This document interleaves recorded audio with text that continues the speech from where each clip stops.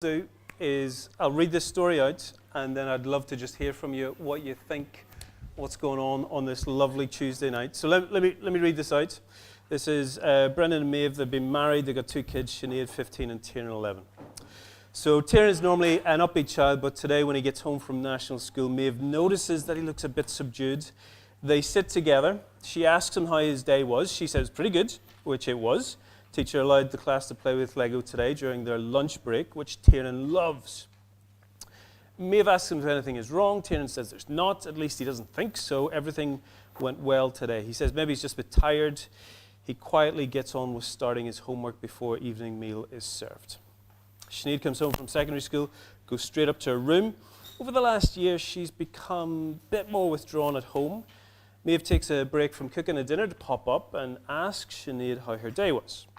Sinead is scrolling through her social media accounts, and without taking her eyes off the phone, she tells her mum that everything's fine and she'll be down for dinner when it's ready. Brian gets home from work and helps Maeve get the meal ready. He's been stressed at work. He feels like nothing he does is good enough for his boss. He feels like he gets criticized for everything if it isn't perfect. But now that he's home, he tries to flick off the work switch and focus on his family. He asks Maeve how she's doing. Maeve unloads all her worries. She's worried about Tiernan. He doesn't seem himself. She's worried about Sinead. She does seem herself. Maeve is concerned that as a family, they're spending too much money. She's also upset that she's recently put on a lot of weight. She's tried lots of diets and they work well for a while until she hits breaking point and spends an evening eating junk. She's been working for a local business for the last few years and she's applied for a new position within the firm. She feels sure that better candidates will apply, or she'll not have thought about the questions they ask, or that she'll forget the answers she'd prepared. She just knows it's going to be a disaster. Brennan assures her that Tiernan is fine, Sinead is fine, Maeve's weight is fine, and the interview will go fine. He jokingly reassures her that she needs to remember that not everything is always doomed. Sometimes things do actually work out. He says that he is a bit worried about the finances. Maeve goes through phases of spending lots of money, and she's in one of those seasons. She goes shopping, buys expensive items, and sometimes when she gets home, they never make it out of the shopping bag. When Maeve tries to rationalize her spending, Brendan becomes quickly irritated. He tells Maeve that if she spent a little bit less time worrying about things and maybe a bit more time trying to fix them, there wouldn't actually be as much to worry about. Maeve goes quiet and worries that her worrying is damaging the family.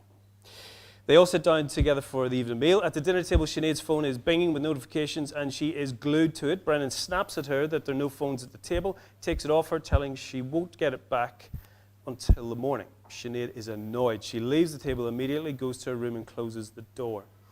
She picks up a book and spends the rest of her night reading.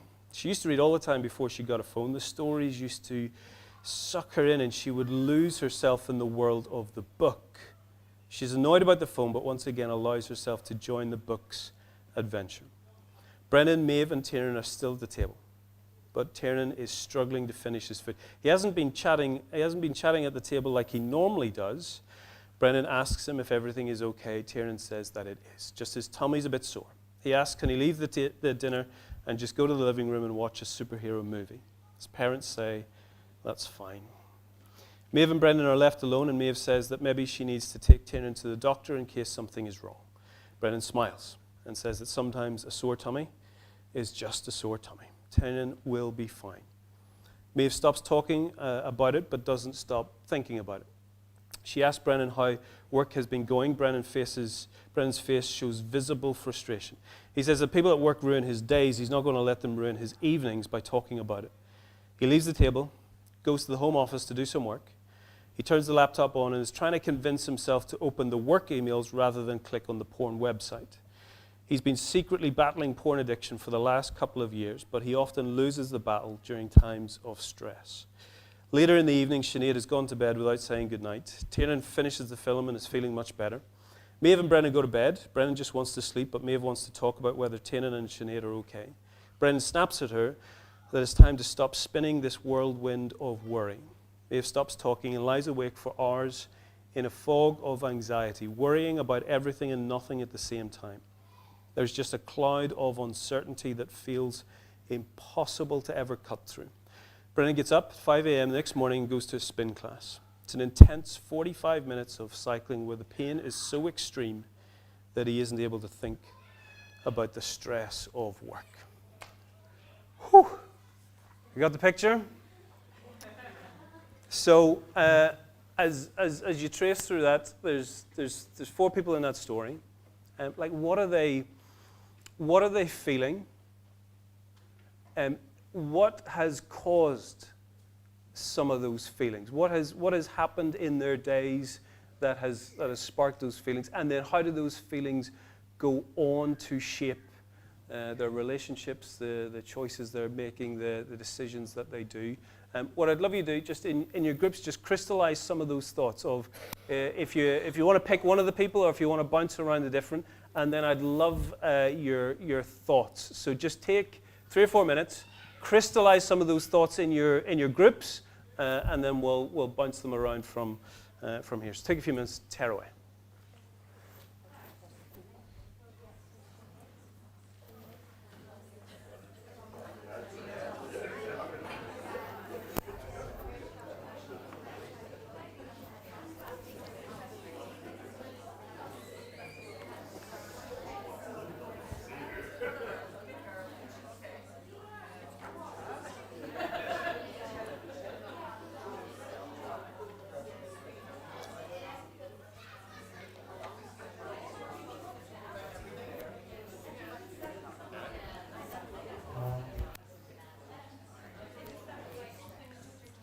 Is it just me? Is it very hot?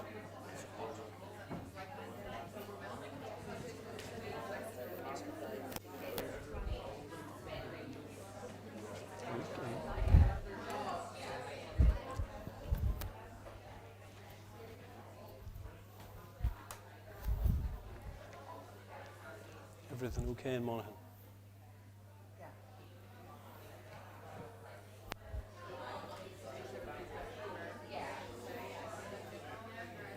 Scenarios like this, I'm like, oh, I should sit there. Oh, no, I should sit there. Oh, I know. I don't know what this is. I'll stay. I'll just stay here.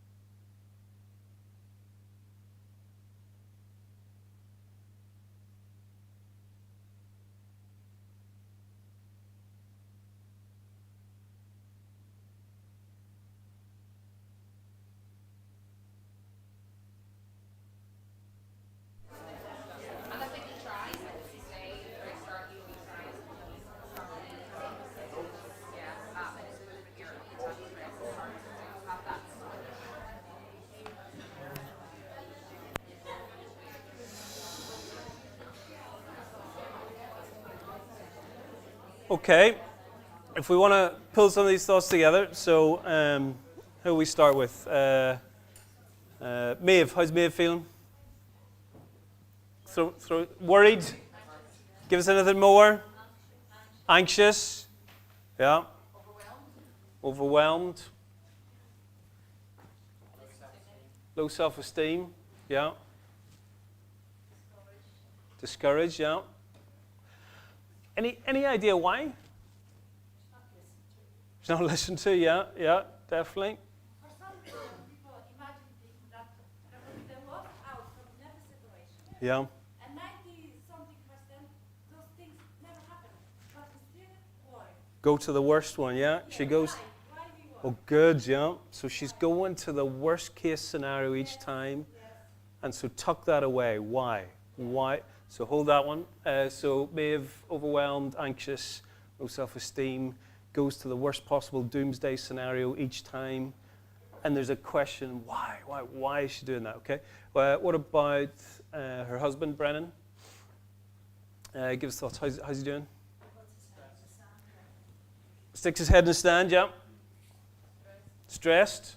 What flavour of stress? Because Maeve is stressed as well, isn't she? But the flavour of stress is very different. Passive aggressive, or not passive, passively stressed. Yes. Like weakly stressed, and Yes. Good. Yeah. Give us more. He's hiding from his stress by doing like the porn thing. Yes. The cycling and those sorts of things. Totally. So Maeve will talk to anyone who'll listen about the stress, won't she? It's coming out, but as Anne said, actually, people have stopped listening. Whereas Brennan is pushing. He just doesn't engage with it. Yeah, pushes it down, and give us more about the type of stress that he's. Yeah, work stress. Yeah. Nothing's ever good enough. Give us more. He's quite edgy, isn't he? Do you see how many times he snaps? It's like a whole family. Yeah. They're living, family is like a family. They're living in under one roof. Yes. But even children, I know they may be growing up and they have their own perception of life and everything. But everybody brings all Yes. that anxiety and stress. Definitely. One roof, and if this father try to, Yeah. even say, okay, all will be well. Yes. It's like a load on him. On his Totally. shoulders. Totally. And I want you to see those different flavours of, did you see Maeve snap at all? She didn't snap once. You see how many times Brennan snapped? They're both stressed, but it feels different. Hers is a worry. Actually, he's quite bitey. You know, he bites Maeve, he bites Sinead, he's quite dismissive of stuff. They're both stressed, but it's slightly different flavours of it. Okay, what about Sinead? What's going on with Sinead?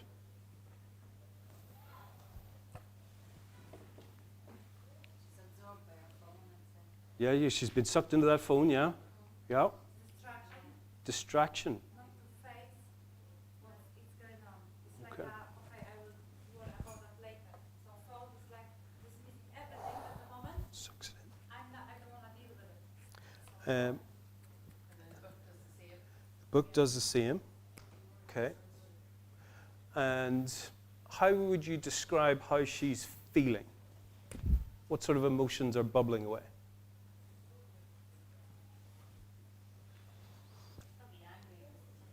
She's angry about the phone, yeah. She's definitely angry about that.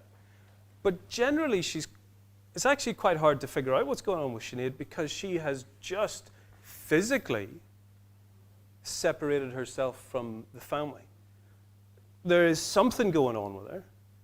But if Maeve wants to machine gun fire all her worries, and if Brennan wants to say, no, I'm not engaged, Maeve has just retreated. Well, actually, I have no clue what's going on with Sinead because she's locked herself in the room, dismissed any engagement. And so with With Maeve, you're asking the question, why? Why does she go to the doomsday? With Brennan, you're asking, why does he keep pushing it down? Why won't he engage? With Sinead, you're just like, I don't know what she's feeling. But it's something bad because she has just, it's not just retreated physically into her room, she's retreated from the people. Like, did she give away anything? Other than she's not happy. Well, I suppose because I'm not such an anxious person, Yeah. if she had worries, she'd know that that's only going to make her mother even more anxious. She could be adding to it. Wouldn't want to do that. Yeah. And then her dad doesn't seem to be the type that you would share things with. So, Yeah. Yeah. so she's keeping it, She's just, keeping it to herself and losing herself in control. there's a couple of things. She loses herself. Yeah. It's feeling better after getting lost in the book. Okay, it's a bit of escapism, but she's Yeah. feeling better. Yeah. Yeah. Would she have felt as good had she spent the night on the phone? Yeah. So both are trying to escape, and maybe one helps and one maybe makes it worse. We'll come back to that one. Love that. Okay, what about Tiernan? As he's watching his Marvel Thor take on Captain America or whatever it is. How's he doing? How's Tiernan?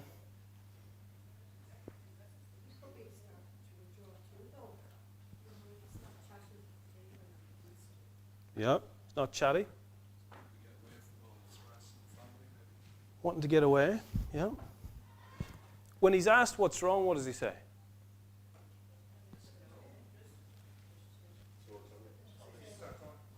I've got a sore tummy. He doesn't, nothing's really happened. He's just got a sore tummy. Does he have a sore tummy at the end of the night? Okay. So what do you think might be going on with Tiernan?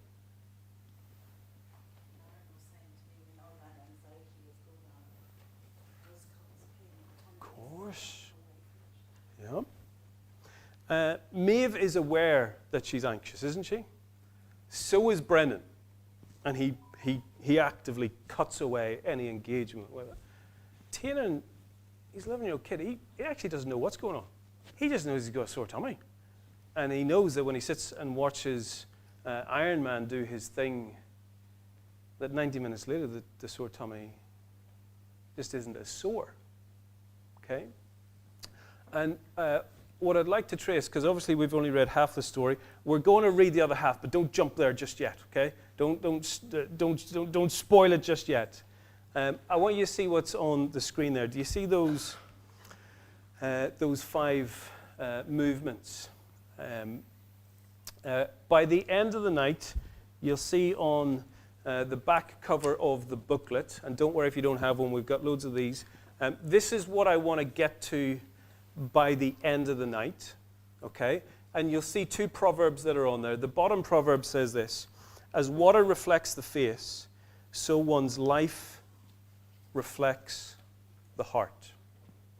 As water reflects the face, so one's life reflects the heart. You see what's going on in here?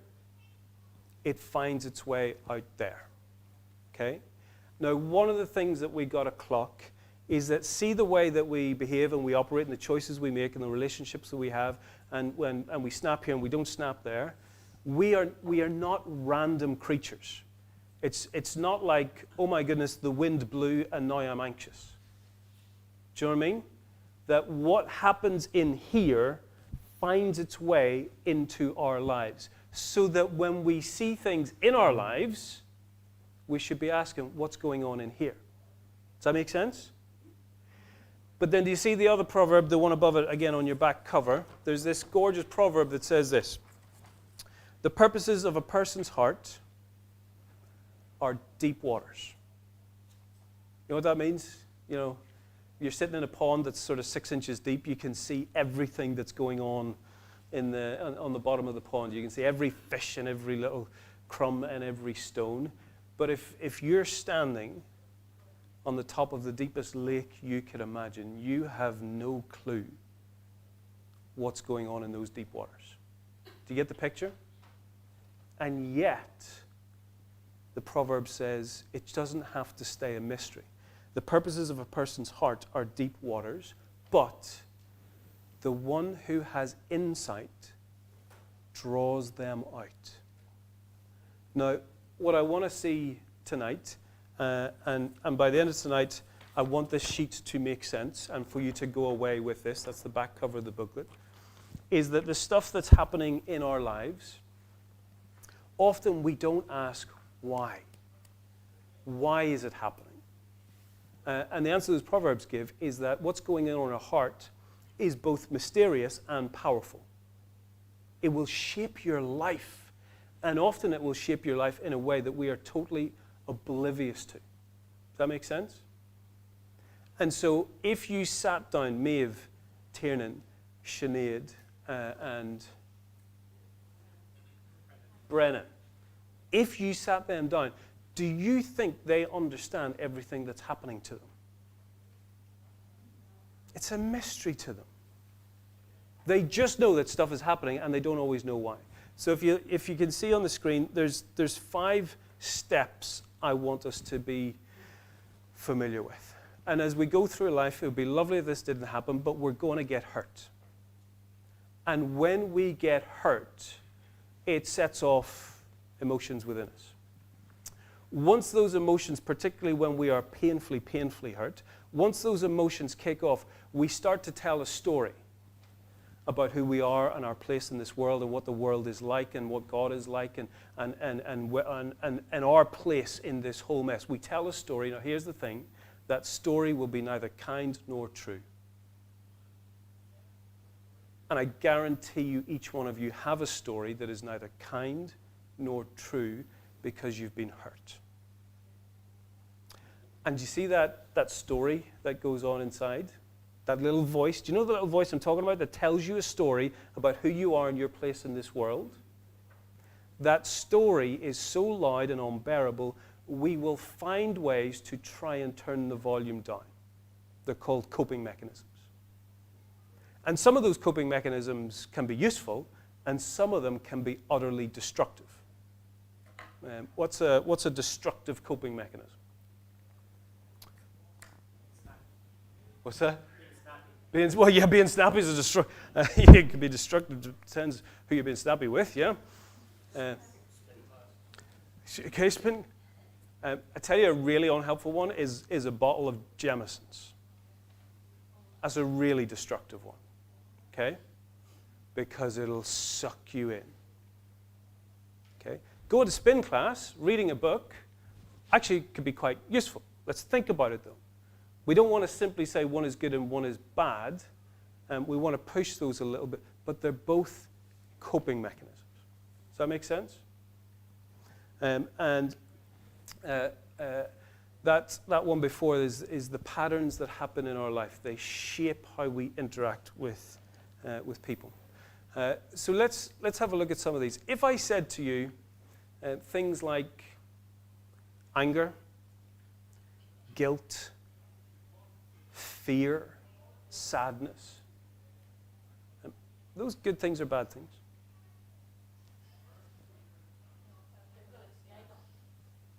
Go on, push it. Good things or bad things? Good if they're used in the right way. Okay. Any advance on good if they're used in the right way? Keep going. Just responses. Responses? Okay. Like that? Anything more?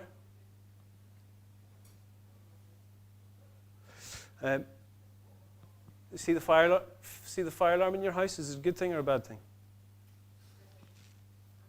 I'm glad it's there.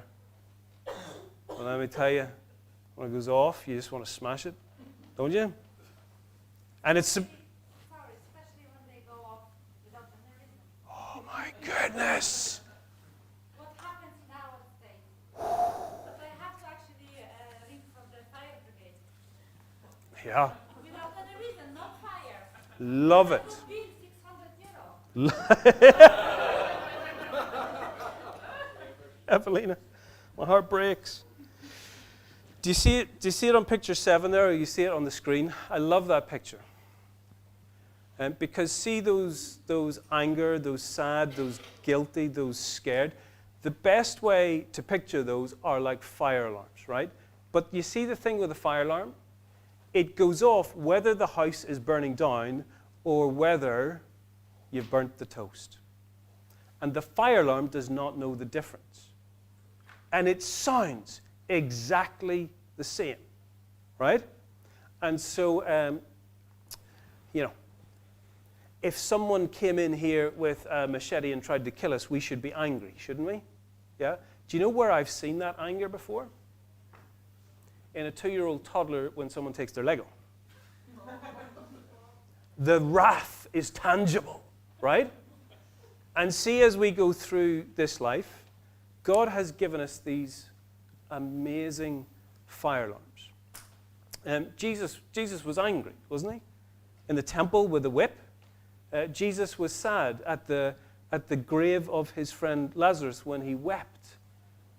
Jesus was scared in the Garden of Gethsemane when he sweated, when he cried tears of blood when he thought about going to the cross.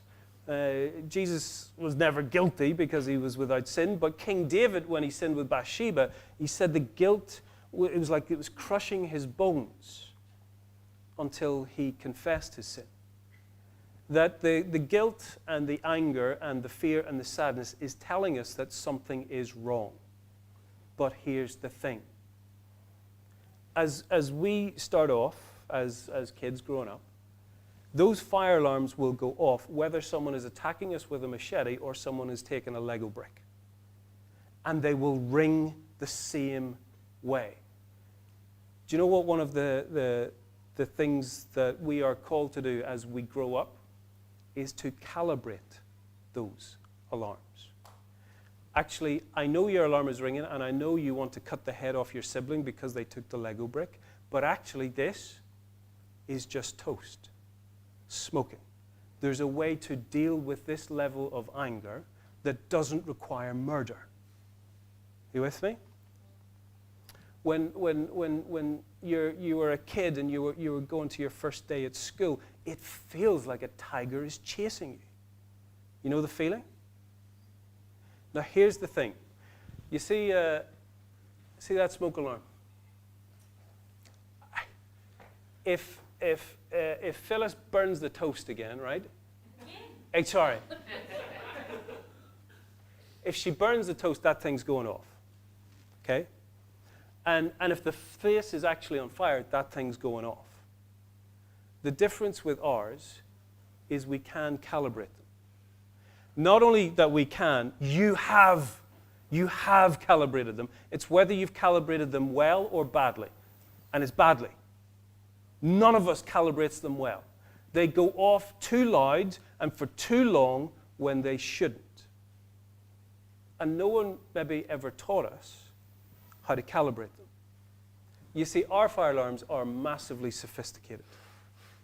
But they will be trained to go off. It's whether they're trained to go off at the right time, in the right place, for the right loudness, and the right length of time. And see, when they go off, that's when we start to tell stories about who we are and our place in this world. And you see those three things. Everyone in this room is asking those three things. Am I safe? Am I valued? And do I belong? Every single one of us in the relationships that we're in are asking those questions. And they're the questions that are scattered the whole way through the Bible. Do you know the greatest pep talk when God's people are in real trouble? Do you know what God says to them? He doesn't say, Asher, it's going to be grand. He doesn't say, it's going to get so much easier. Time and time again, do you know what he says? I am with you. You ever seen a kid wake up screaming in the middle of the night because it's dark? Do you know what helps? Mammy. That's what matters. Who is with you?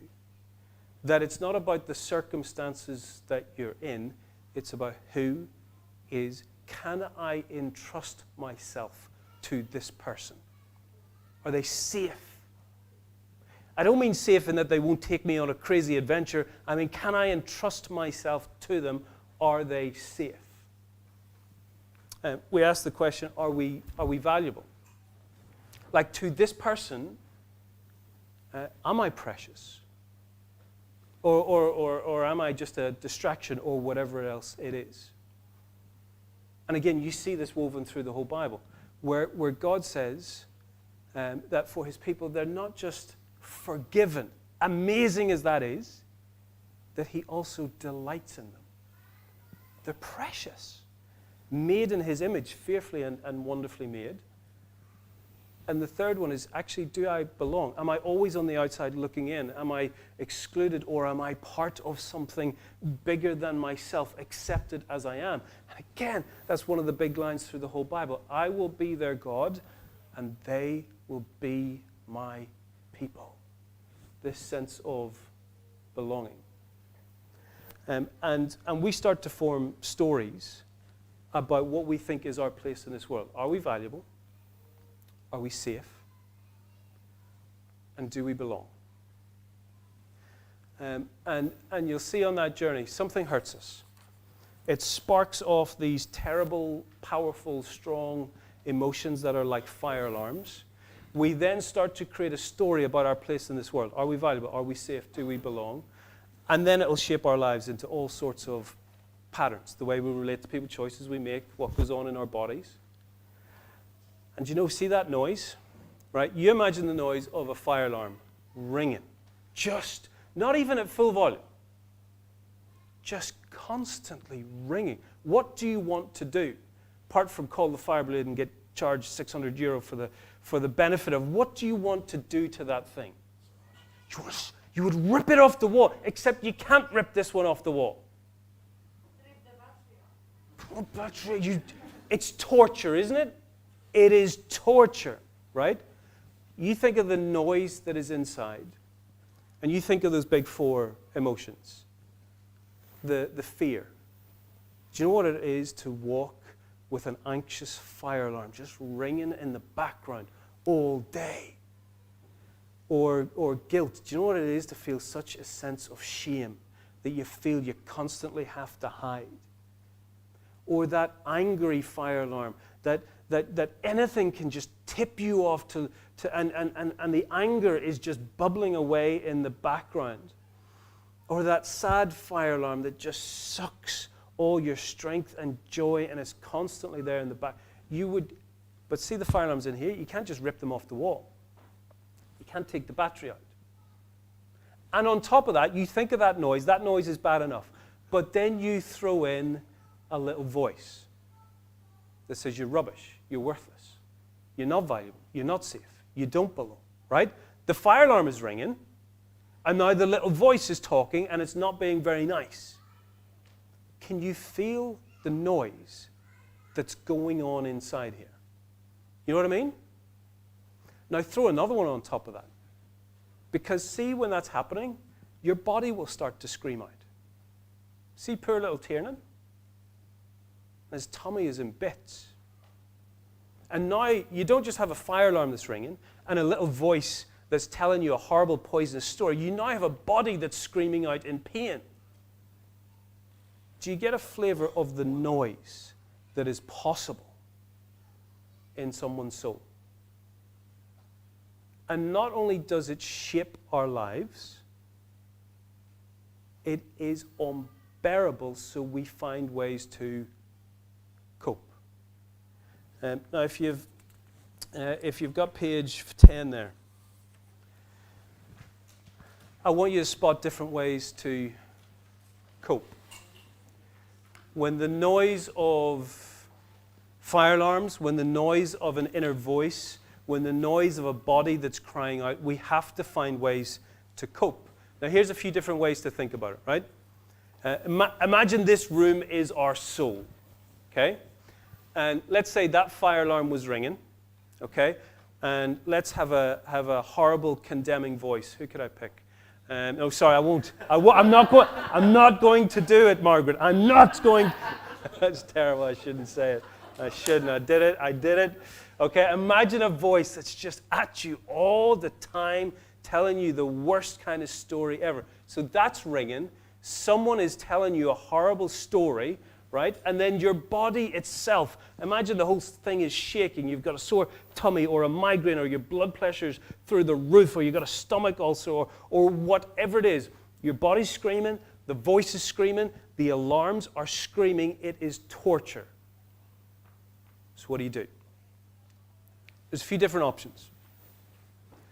You can try and play something louder. Okay? And that is either pleasure or pain. And so you can try and play something louder, pain. Why do you think people self-harm? Because for a moment, the pain that's in here is replaced by the pain that's here, just for a moment. You see, what's he called? Brennan. Why does he get up at 5 a.m.?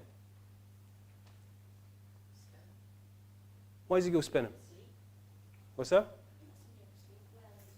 Well, he actually did go to sleep. She couldn't sleep, but he still gets up at 5 a.m. Why does he get up at 5 a.m.? For 45 minutes, the pain in his body is so intense that he doesn't hear the noise that's in here. For 45 minutes. The noise in here is replaced by the pain of the spin class. What about pleasure? Do you ever get stressed and there's a packet of kettle chips? And just for a second, as the balsamic salt and vinegar or sweet Thai chili hits the tongue, just for a second, the noise in here is replaced by the pleasure on the tongue. You ever felt that? Just for a moment. But what happened? Yeah. Pint of beer. Now we'll get to the beer one. I think the beer one is down here a wee bit. Yes. Think of the other things, the other types of pleasure that just go louder than the noise for a minute, and whether it's drugs or sex or porn or gambling. Do you know social media? Like I love tech. I am properly into tech. And because I'm properly into tech, I try and do my bit to sort of understand what it is I'm getting into. Do you know there are very, very, very clever people who have designed your phone, okay, to organize the oxytocin in your body, that whenever you get a notification, you get a wee bit happy. And do you know that they have designed an amazing algorithm to work out how to send those notifications that you are constantly on edge looking? It's amazing. Very, very clever people have designed your phone to pull you in. And it taps into these wonderful chemicals that release in your body that see whenever you hear that bing, you're like a trained rat that goes looking for the treat. And just for a moment, you get a wee bit of quiet in here. Because the bing drowns out the pain of what's going on in here. There's other things. So you can try and play something louder, and that tends to be pain or pleasure. They suck you in. You can try and soothe it. You can try and talk them down. And so if you've explored into that, the breathing, actually hugging, playing, smoking. Do you know OCD, where that is a coping mechanism to try and soothe the noise? You can put your fingers in your ears, like just try and numb the pain, and that's all sorts of drugs or suppression or disassociating from it.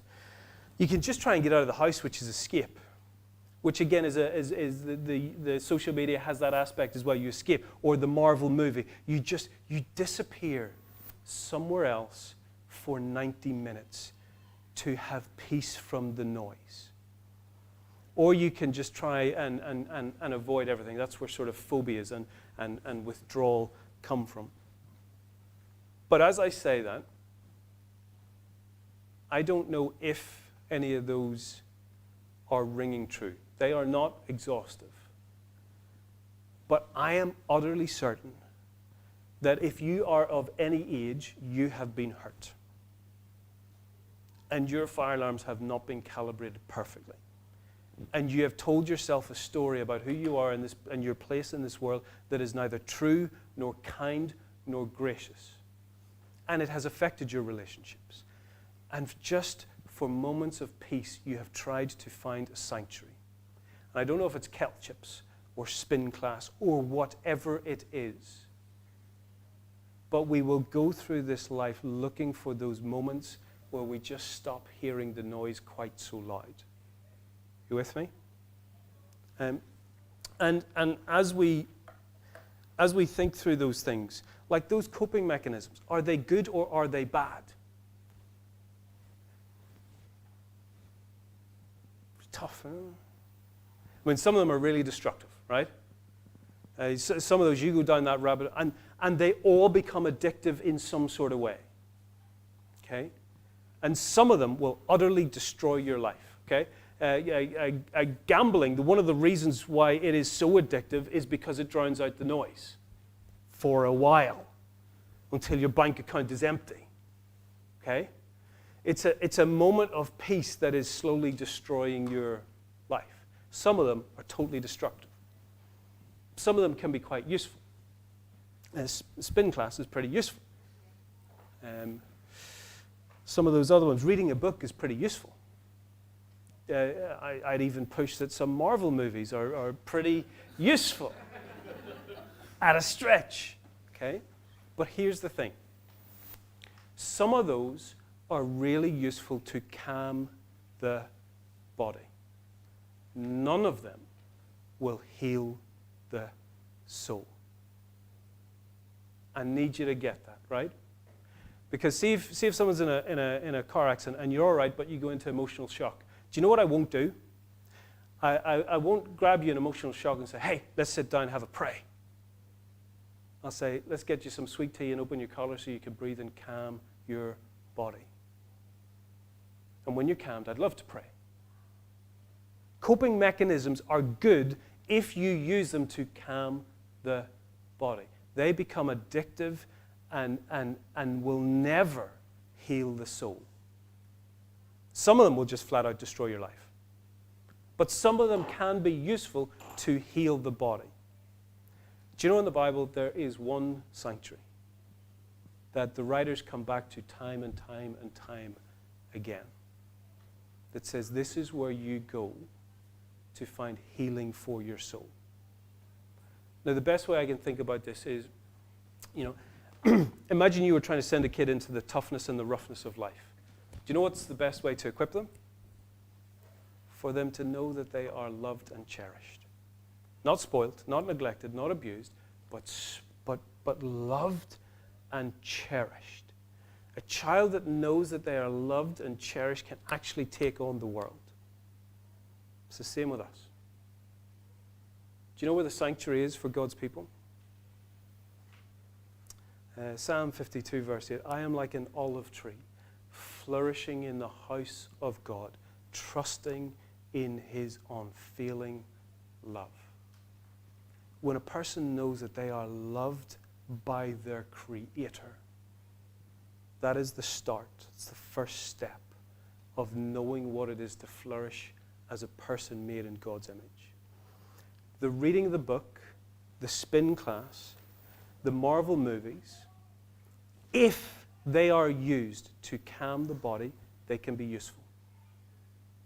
But they will not heal the soul. Now, what I'd like us to do is there's a second part of this story on page 12. And I'm going to read it out, and then in your groups, I want you to try and pinpoint. You see these five stages? I want you to pinpoint what is going on with each of these people. Okay? So let me read this out. If you've got it there on page 12.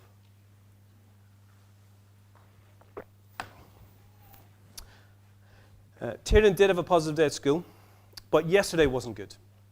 He got up late and ended up missing the bus, which meant Maeve had to drive him to school, which made her late for work. He could see the stress he had caused his mum. Then he got to school, he realized that he'd forgotten his homework. It was the second time this week. Teacher didn't shout at him, but he could see the irritation in her eyes. At lunchtime, he went out to play soccer and missed scoring what looked like an easy goal. Everyone laughed at him, and one of the bigger boys shouted out that Tiernan was useless. Today, he played Lego at lunch, but tomorrow all his friends will be back playing soccer. Sinead. 12 months ago, Sinead's best friend was dating a lad who wasn't particularly loyal. The lad flirted with Sinead and they developed a romantic relationship. Her best friend found out what was happening and was livid. She told Sinead that she was worthless as a friend and as a person, and that she ghosted Sinead, cutting off all contact both in person and online. The whole friendship group distanced themselves from Sinead. She felt too awkward and embarrassed to tell her parents. She was scared that they would notice her friends had gone and that they would ask her why, so she tried to keep her school and home life more separate. She continued to date the lads, and when he started cheating on her as well, she pretended not to know. Eventually broke up with her. Sinead is now dating another guy who also treats her terribly. Over the last year, her fashion has dramatically changed. Her girly outfits have been replaced with darker, more revealing clothes. She's dyed her hair various colours and her fringe hangs over her eyes. Over the last 3 months, she has started to secretly self-harm, and her new wardrobe choices have allowed her to hide the wounds by wearing long sleeves. Maeve. While Maeve's mother was pregnant with Maeve, she lost both her parents in a car accident.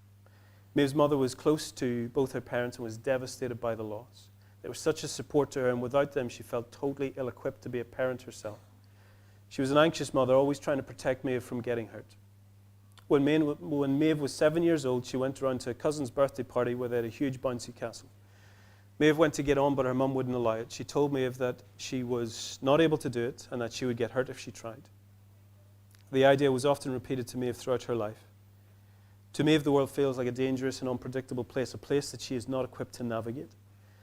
Maeve has never learned how to properly assess a situation. As a child, she was always told that the world was too big and too dangerous, and she was too small, too weak, too fragile to cope, so she needed to be protected. When Maeve faces the future, it's a cloud of uncertainty. Everything feels like risk, and everything seems to be destined for disaster. Brendan's father had a hard life. He always struggled to keep a job or provide for his family. He felt like no one respected him, and he'd grown bitter. That bitterness was aimed at Brendan. His father would belittle Brendan at every chance he got. He would tell Brendan that he was stupid, that he was the stupid one. He was the one who would amount to nothing in life. Brendan's father projected all his own self-hate onto his son. Brendan hated his father for this and couldn't wait to leave home. Couldn't wait to get a job and prove him wrong. He would often say to himself that he was going to become a success and go back and show his father who the real loser was. Brendan was angry with his father. He did want to get revenge on him by being a success, but deep down, he also desperately wanted to become a success because he feared his father was right. Maybe he would amount to nothing. Even deeper down, he wanted to be a success to make his father proud. He both hated his father and longed for his approval. Anger marked much of Brennan's life. He's a lovely, driven lad, but scratch the surface and his irritation, frustration, and bitterness could easily come to the surface. He needed success so badly that he was painfully unequipped to deal with criticism. Anytime his work was deemed less than perfect, subconsciously it was like his father was still judging him. Every challenge is interpreted and evidence that he is useless. Everyone who is successful is seen as a competitor. When he was discouraged at work, he sought acceptance on pornography websites. There he got a counterfeit taste of being seen and accepted. What I'd love you to do, and please don't read the rest. Don't read page 14, 15, and 16. I know I've put temptation in your way, and that's what you want to do now, but just hold. Don't read 14 and 15 and 16. Instead, I would like you to bounce these questions around. So for each person, what's the fire alarms that are going off what's triggered them. For each person, what story are they telling themselves, about whether they're safe, about whether they're valuable, about whether they belong? How would you describe the way that each of the people engage with their own emotions and the emotions of the other people in the family? And how is their life being shaped by the story they're telling themselves? What coping mechanism is each person using to try and survive the noise? So maybe pick one person, pick one of those questions, just bounce it around, and in about 10 minutes we're going to come back. So take a chance, dive through that story, bounce those questions together.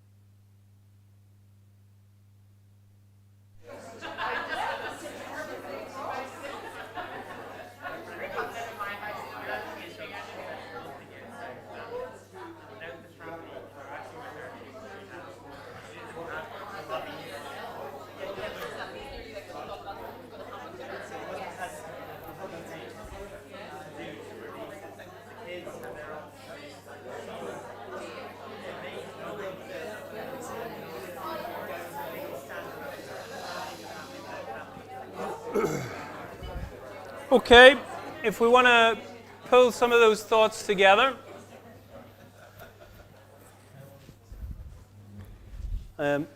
First of all, just initial gut reactions as you read those stories. What does it make you think or feel? Very sad. I noticed that a lot of things we had like a, in our lives as a young children, now as a parent, we project ourselves to our children, and they carry our stuff, not there, Yeah, in them. yeah, And you can see like a reflection, but very often very bad yeah. and sad. It's hard, isn't it? Give us more thoughts. We were just talking about tyranny, and like what happened, as Brendan said, of course you're going to miss the bus if you don't get up in time. But then going to school, his mother was probably fretting. She's such a warrior, but oh, I'm going to be late for work, I'm going to be late for work. This, if he was in a well-adjusted family, this could have happened to him, and it would have been just a once-off. It was a bad day, or a bad 2 days, he forgot his stuff. But because of the family that he's in, this became something so much bigger, that he ended up being really sick because things, it was just bigger to Mhm. him than it would be to a child from a good, I won't say good family, but a stable family, yeah. Yeah, oh gosh, yeah, the environment is... Now, I think one of the things I want to throw out is, you see the way, wouldn't it be lovely if we all came with a piece of paper that said, here's what's going on? You see on the surface, this family's doing pretty well. They really are. Like, we've got a window in, right? Imagine if someone got a window into our families on a Tuesday night. Yeah? Ah! You with me? That this family's having a huge effect on them, but actually, on the scale of things, this is a pretty stable family. And if we got a window into some of the struggles that was going on, this family isn't unique in those struggles. Doesn't it break your heart to hear their story? Like, don't you just want to give them a hug and say, let's get through this? And yet, see every single one of us here, I bet you there's a wee voice inside saying all sorts of horrible stuff, and we let it.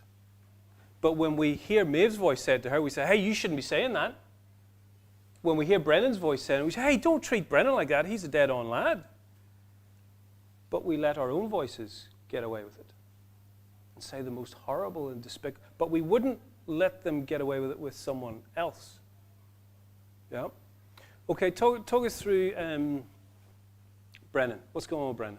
So, hurt, emotion, story, pattern, sanctuary, hit me. What's going on with him? Where was he hurt? Yeah? Totally. And what is Brennan's response, emotional response to his father?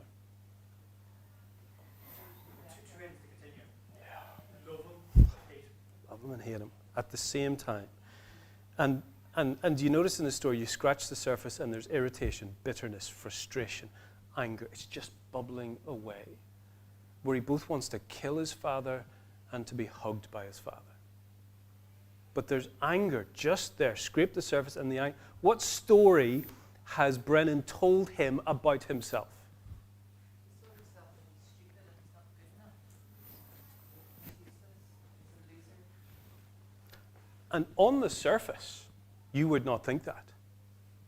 He's driven. He's a pusher. He comes across as confident. You disagree with him, he'll cut you down. But on the inside, there's a scared little boy who thinks deep down, my dad was right. And he is on a mission to prove himself to himself and his father. But deep down, he doesn't believe it.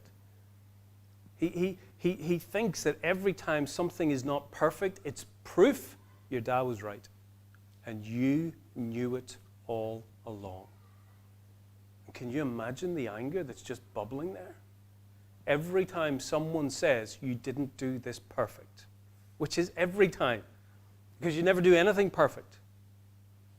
And so anger is his close companion.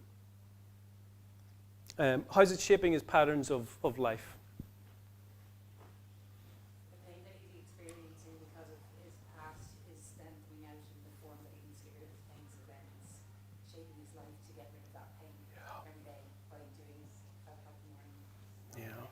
Spitting, and then when he hasn't got that, then he's probably physically exhausted as well, then he goes to his other option, Yeah. to addiction. So his sanctuaries are the porn and the spin class. The porn just to get a taste of acceptance, the spin class just to drown out the noise for 45 minutes. And think about his relationships at work. He's not an easy guy to work with. Is he? Like you say the slightest thing to him and now you're his arch enemy and now he's at you because you've pushed back. It's very hard to work with Brennan.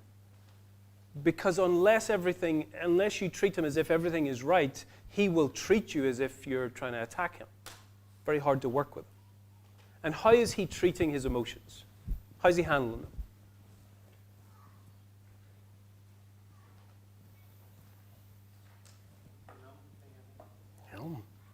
Just doesn't want to engage. And did you notice that's how he treats Maeve? Just stop talking. He does not think there is a way to deal with this, and so it's push it down. And so that's his solution for other people as well. Just stop worrying, just stop it. Or at least stop talking about it. What about Maeve? What's going on with Maeve? Again, trace that line. What hurt Maeve?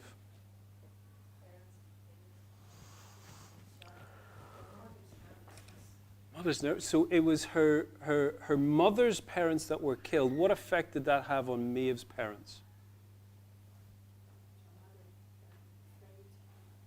See that? Oh no. And wouldn't you be? Wouldn't you be? And see the trampoline? She just wants to go and bounce on the trampoline. And what is she told? You can't do that. But everybody else can. Everybody else can cope with life, but you can't. You're weak and fragile. And her mother is just hurting. And her life has been ripped apart, and she just wants to protect this little girl, and she sees the trampoline, and she just wants... But what Maeve hears is everybody else is strong enough to cope with this life, but I'm not. Everything is a threat. Because she believes her mum. Of course she does. She believes her mum that she's not fit for the trampoline. Well, if she's not fit for the trampoline, what else is she not fit for? Okay, so her hurt is what happened there with her mum. The emotion is deep, deep fear.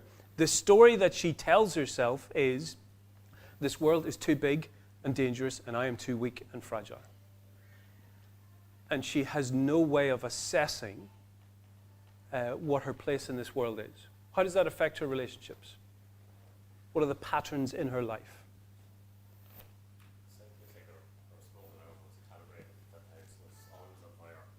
The house is always on. This world is just a fire. Every situation, and particularly any uncertainty about the future, or if Tiernan's tummy is sick, it must be the worst possible. You have to get him to the doctor. She has no way of calibrating risk. And so she goes for I don't know how risky it is, so it could be the worst version. And so she lives in doomsday. Where is her sanctuary? Where does she go to try and bring the noise? The junk food. And she hates herself for it because she was like putting on the weight, so I'll go on a diet, and then the stress will come, and just a moment. where the pleasure of the food drowns out the noise in here. Where else does she go? And just for a moment, as you tap the card and you get the stuff, you get the little rush of the, and it's not about the thing because it doesn't even come out of the bag. It's about the feeling that you get when you go shopping. It's why they call it retail therapy. You get a little kick as you get that. She probably feels, I can do this, Control. do nothing else. What about Sinead?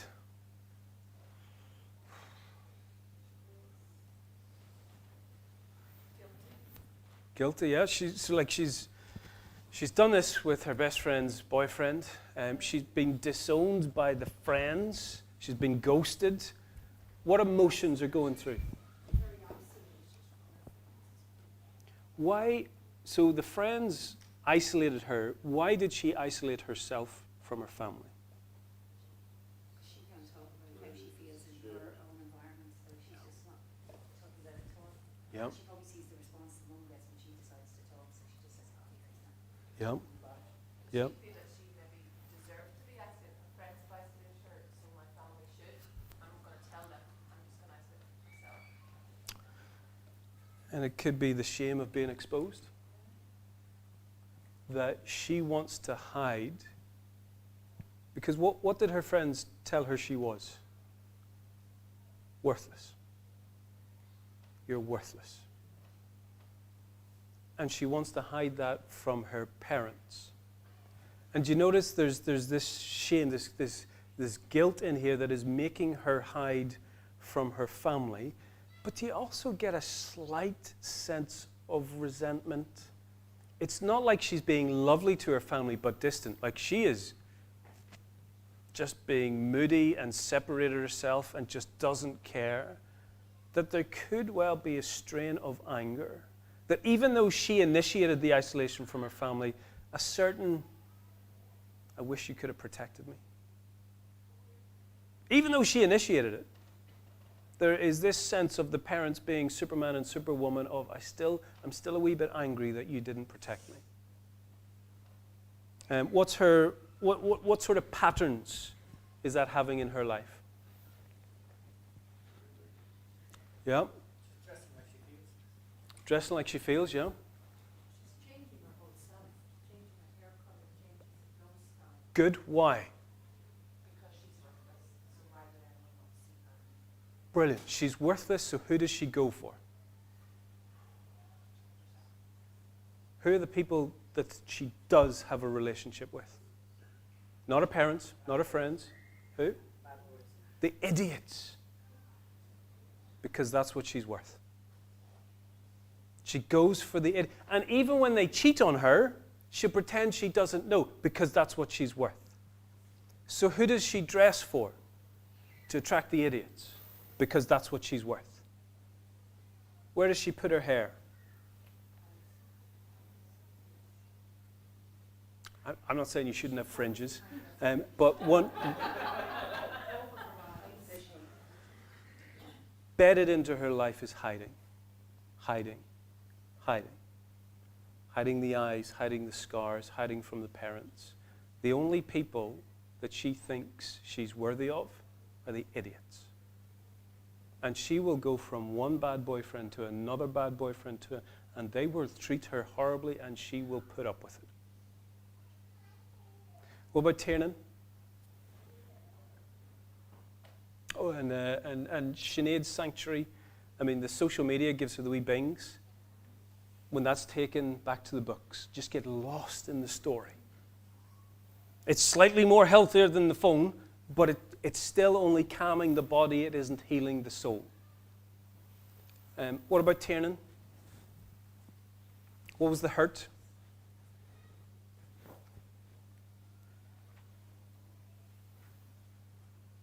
What was the hurt Tiernan went through? It's Tiernan, isn't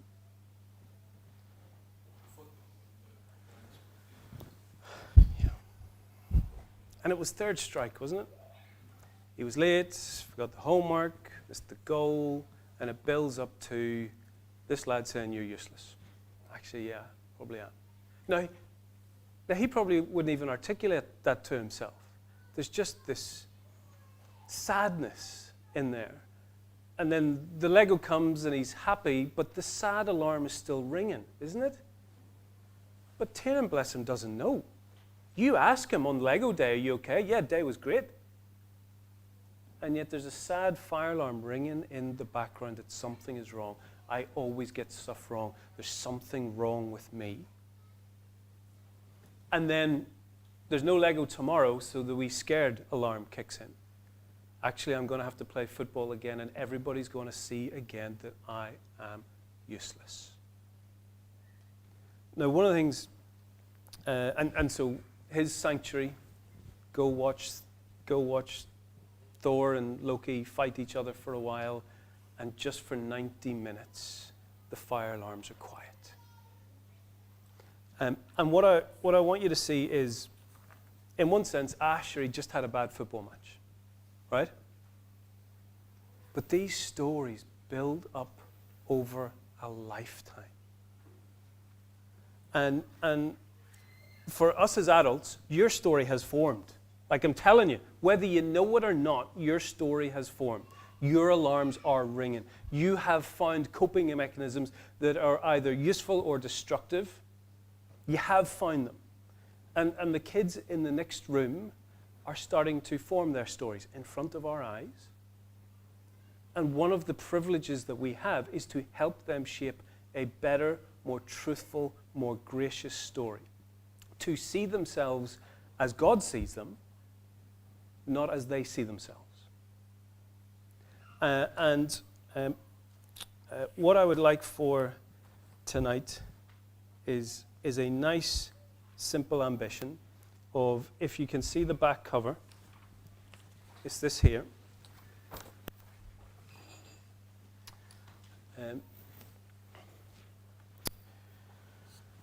We're going to be running a few of these seminars throughout the year. I think the next one is the 28th of April. We're just scratching the surface here. And what I would love you see on the back of that book is I just want you to notice in life what's going on. That when we feel fear or sadness or anger or guilt, where has it come from? To ask those moments, when did I feel valuable?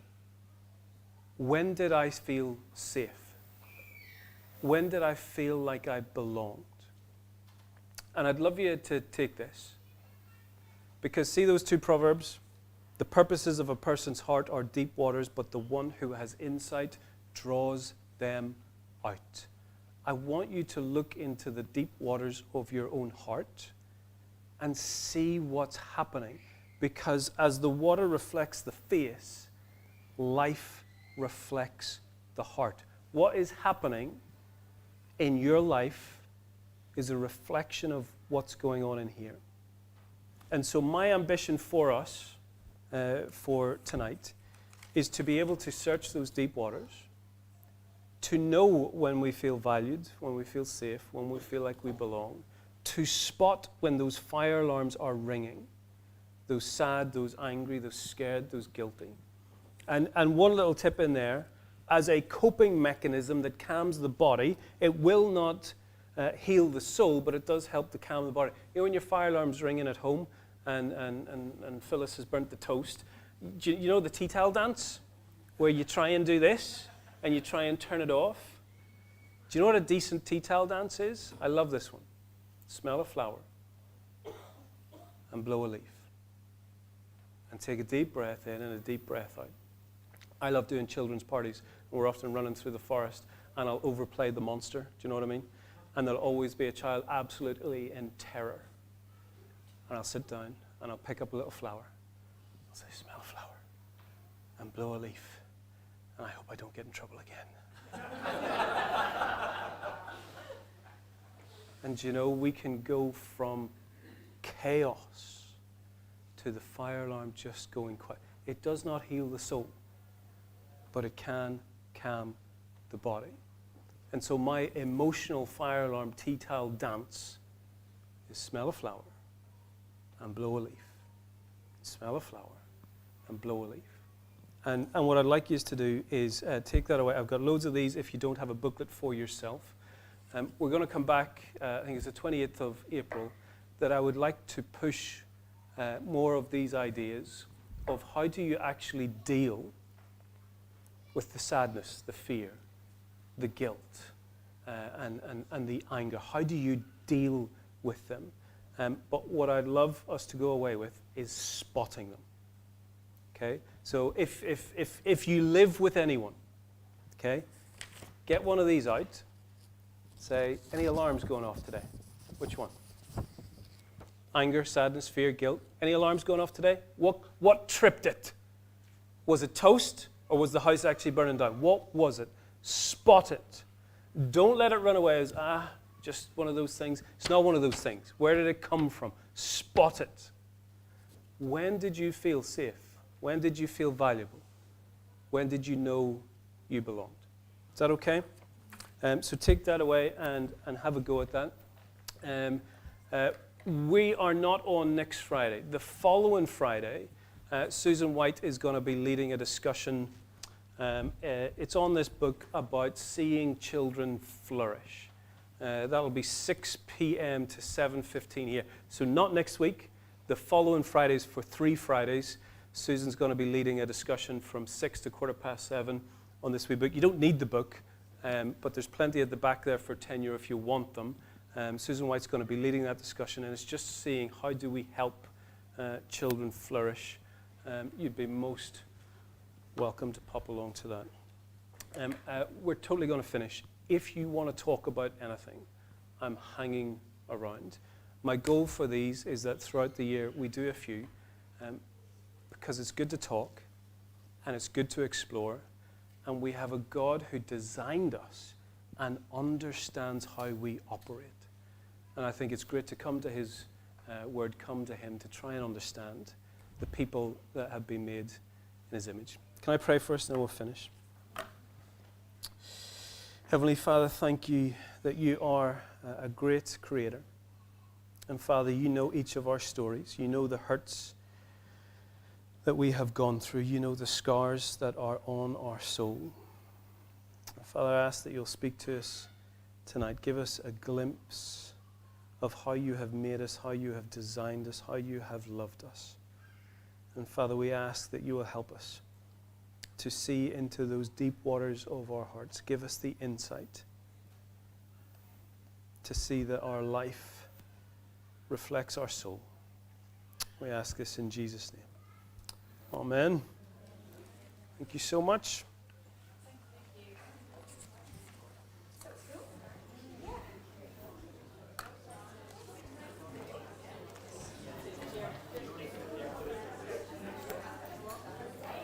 If we need any.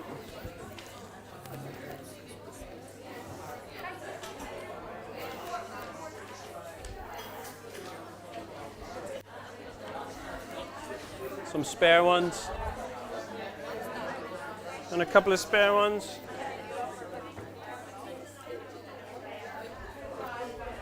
Good to see you, Rich.